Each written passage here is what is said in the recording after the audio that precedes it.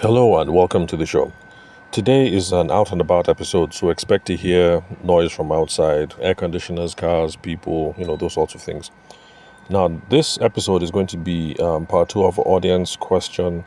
I think it was maybe 2 episodes back or 3 episodes back.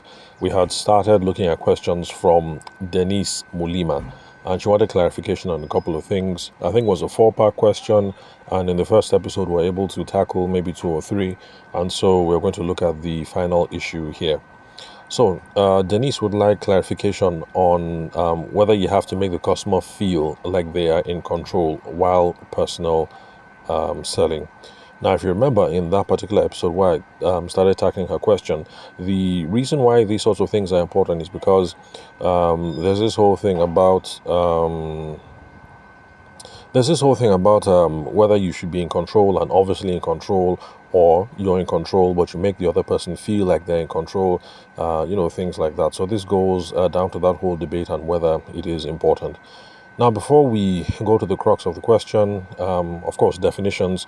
Personal selling, like I've hinted on in the past, one-on-one situations, or situations where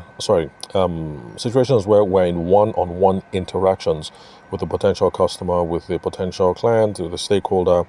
You get the whole gist.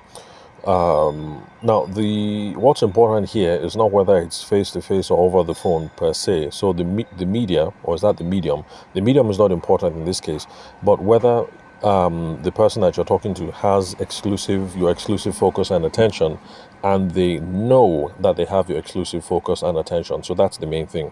So if you're sending an email but you're broadcasting it, and the person who's receiving it most likely knows that it's a broadcast, then that's not personal selling, because it is not one-to-one, and we both know we're not deceiving anyone, that we don't have our exclusive focus, our exclusive attention. But if I'm sending an email to you, I know that I'm just sending it just to you, and the thing is written and personalized in such a way that you also get the idea that I'm talking to you one-on-one, and we're having a one-on-one conversation. Then those are situations that we would now classify as personal selling. So for Denise Mulima's questions, we are looking at those sorts of situations where it's one-on-one. So a face-to-face or over WhatsApp or email, but we both know that we are talking to each other exclusively. I have your whole attention, you have my whole attention, and it's personalized to you. So that's what personal selling is about. So this whole thing of locus of control, is it important? Well, that depends on the context, because sometimes there are some selling situations where people assume lower status because they're trying to play up the vanities of high net worth individuals. So that's where, like in the Nigerian context, you'd be in front of someone and you start doing that whole thing of groveling and Kabiesi this and Shugaba this and Mazi this and all of that. Okay, for those of you who are Nigerians, not Nigerians listening to the show, those are traditional terms for chief, Mr., different words like that, but basically they're just traditional titles or traditional expressions, traditional words in the local language that is meant to highlight the status of the person that you're talking to. So there are those situations where people are trying to assume a lower status because they're trying to play up the vanity of the other person.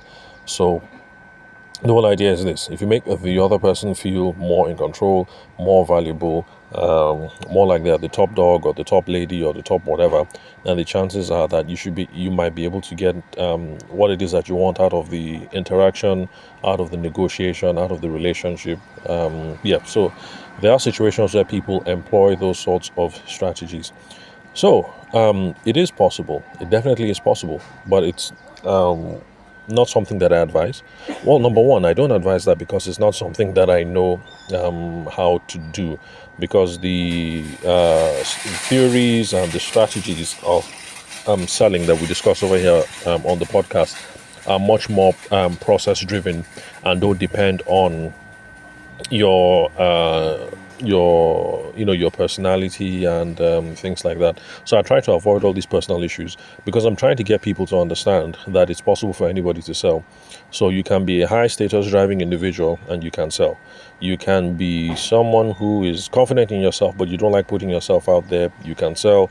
You can be a Christian and sell, a Muslim and sell. You can be bipolar and sell. You can be whatever. I don't want people to think that it's your personality or state. I don't want people to assume that all those things are the reasons why you're not making money in your business. So I tend to be much more process driven. I teach people to try and be process driven. So that's one of the reasons why I don't advise that. Another reason why I do not advise assuming lower status and fooling around with locus of control is because you might end up in a trap that we face in this part of the world. I'm sure Nigerian business people can relate, and that's kind of like the houseboy trap or the house girl trap. A houseboy or a house girl. For those of you who are non-Nigerian, that is should I say domestic help? I was about to say domestic servant, but I guess in some parts of the world that description won't go down nicely. Domestic aid. Let's just say domestic aid.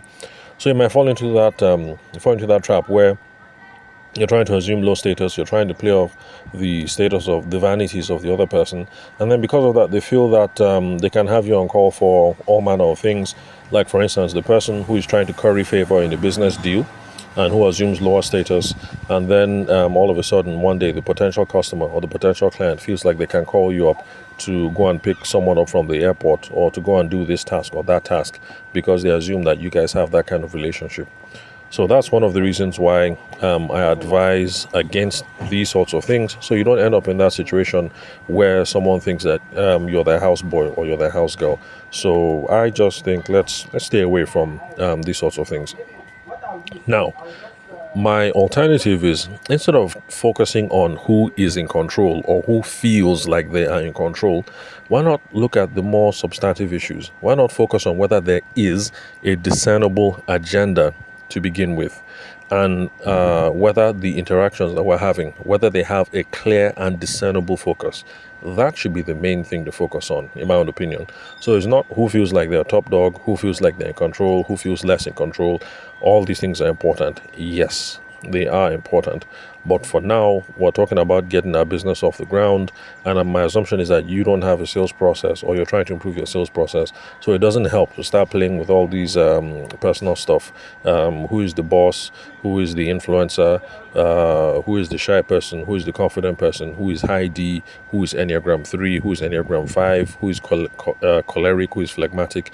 Let's leave all those things to the side. So, is there a discernible agenda? And is there a focus of interaction? So long as they're one, either scenario is fine, whether the initiative comes from you or the initiative comes from them. So if the customer is coming up with a plan for the sales process, for the conversations, and so far all the steps that they propose and all the initiatives that they put forward are reasonable and seem to be effective from your own point of view, then it's absolutely fine. So if you cook up with the customer the first time and the customer is like, oh, okay, nice to meet you, I think this is how we should go about it, let's do A, then let's do B, then let's do C. If in your heart of hearts you look at it and you think, okay, sounds like a reasonable process, it's absolutely fine. You can follow the customer's playbook. Now, you will take the initiative for making sure that you guys do not lose track of meetings and appointments and those sorts of things, because our customers are busy. So somebody might propose that this is how I want us to do it. Let's do step A, B, C. But then after step A, they forget about B, they forget about C. So yes, you be the professional, take the initiative to send out the reminders on the agreed dates, things like that, just to keep meetings on track and things like that. But the thing is, if the customer comes up with a plan and that seems to make sense, it's fine. Then roll with it. However, in most cases, you will find that because you are the professional, then you have to take the lead. So, back to the perennial example we give over here of a wedding photographer, and that's just because that's how I started off my business journey. So as the wedding photographer, you're the one who's going to say, okay, nice to meet you, blah, blah, blah. Typically, this is how it works. So far, it looks like we're doing okay, but we have to have a meeting so we can look at samples. You are the one that is going to have to propose it, because you'll find that this bride and the groom who are before you, or their parents, they have not hired a photographer before. You probably are the first one. So they did not know what is important, and they do not know how to buy. So that is why you are going to have to guide them through the process. So you're the one who's going to say, okay, next step is let's hook up at your office, or why don't you come over to the studio, let's look at samples, and let's discuss some ideas. So that proposal, that initiative is going to have to come from you. Then when they come over and then they're at the studio and you guys are looking at samples and you've agreed to this option of books, this option of frames, this option of number of photographers, or whatever, all the variables that you have in your business, then you are going to have to take the initiative and the next step to now say, okay, now that we are done with this, the next step is a payment for this amount, or whatever the next step is in your own case of the business. You are the one who's going to have to be taking the initiative in this case, because they have not bought before, so they do not know. So whether you are you sell let's see, whether you sell waste produce, let's say like pig poop. I know it's shocking to some of you, but people do make a living selling pig poop. The last time I was home for a traditional wedding, I was surprised to see stacks of pig excrement, and apparently it's a good business. So people sell pig excrement, people sell hibiscus leaves, people sell moringa leaves, people sell one of the training sessions that I did, there was somebody who was doing 10 million, and I repeat, 10 million in annual revenues, and what he sells is maggots for animal feeds. I was shocked. I didn't know that you could sell enough maggots to make 10 million naira every month. So every month, every year. So people, there are all kinds of things that people make a living off of. So, okay, yes, let's stick to the maggots thing. Now, I have not bought maggots before, and I guess you have not had to buy maggots yourself, you who are the listener of the show. So, if you were to hook up with the person because for some reason you need to buy maggots, maybe to feed your chickens, or maybe for medical purposes, because I understand that you can also use maggots for cleanup for certain kinds of surgeries and things of that nature. So, if you haven't bought maggots before, most likely, if you hook up with the person who is selling maggots, the maggot seller is the one who has to come up with the initiative, with the focus for the meeting, because the other person is a newbie. The person doesn't know anything about the industry. So in this case, the maggot seller is in control. So whether the maggot seller is obviously in control and feels like he's in control and everybody knows he's in control, I guess that's not a problem, because in this case, since the buyer knows nothing about maggots, it's not going to be a problem. But then, let's say I've been in the business of buying maggots for maybe like a decade. One would expect that if I'm interviewing another maggot seller, I guess it would not be a problem if I come into the meeting saying, oh, thank you very much, thanks for taking this meeting. I've been doing the maggot business for about 10 years, so this is how I'd like us to proceed. I'd like us to do this, then after that we'll do this, and then do this, then we can consider the proposal. Now, it would not be a problem in that case, that the buyer, in this case, the buyer of maggots, seems to be the one in control. So if you're a seller and it looks like the buyer is in control at that stage, it's not a problem really. I mean, the only thing that's important to you is, does the process make sense? If the process makes sense, then don't argue. Don't try to wrestle control. What you're looking for is to close the sale. What you're looking for is the money. So who cares who's in control? If the person shows up, the person is knowledgeable, the person comes up with the process, and the process makes sense, then run with it and collect your money. And I would issue another challenge. If it looks like the buyer is in control and the buyer comes up with a process, and that process seems to be more straightforward and makes more sense than yours, I would even suggest that from now on, you take that feedback on board and you start using that as part of your own process to make closing the future deals a whole lot easier. So that's it in the summary. Locus of control, in my own opinion, I don't really think it's important. The most important thing is, if the seller is proposing a process, does it make sense? If the buyer is proposing a process, does it make sense?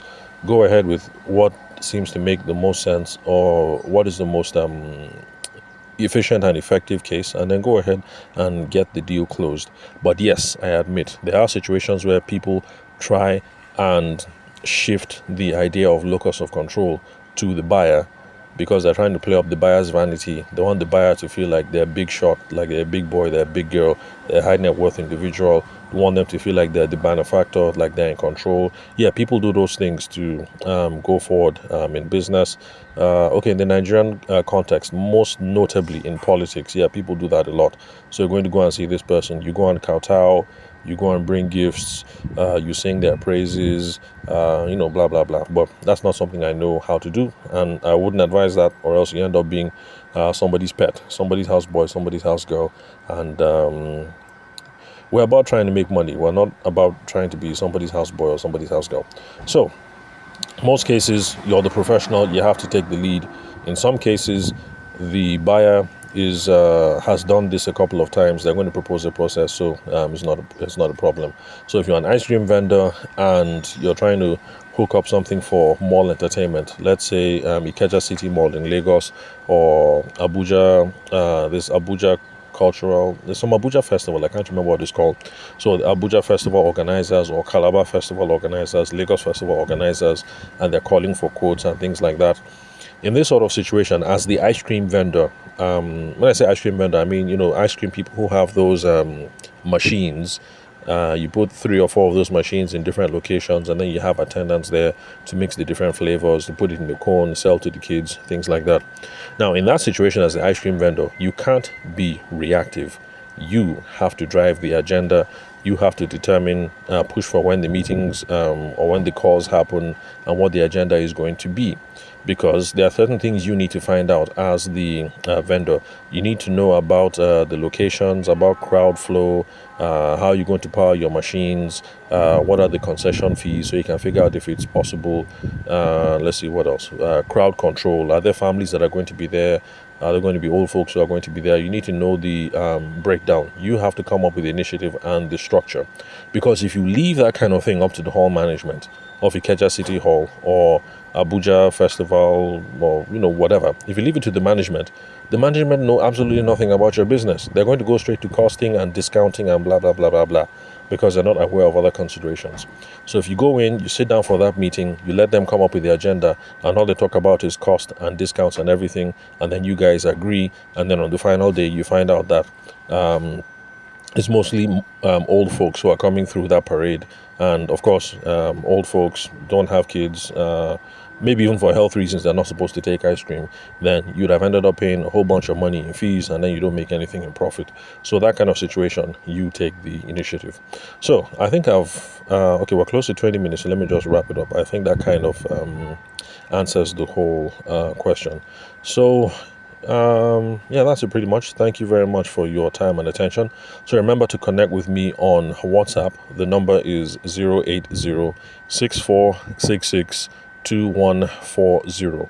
The country code is +234. That's for those of you who are hitting me up from abroad, from outside of Nigeria. Then also connect with me on LinkedIn. My name is Taveshima Ayede. Don't worry about the spelling of my name. Once you're done listening to this episode, just check the website where you're listening to this, or the podcast app. Just check the profile.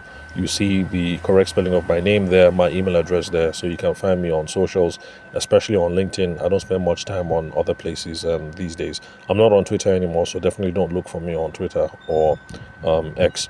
So connect with me. Let's help you figure out your sales strategy for you, especially when it relates to all these sorts of things, if you haven't figured this out yet. So thanks for your time and attention. I'll catch you guys at the next episode.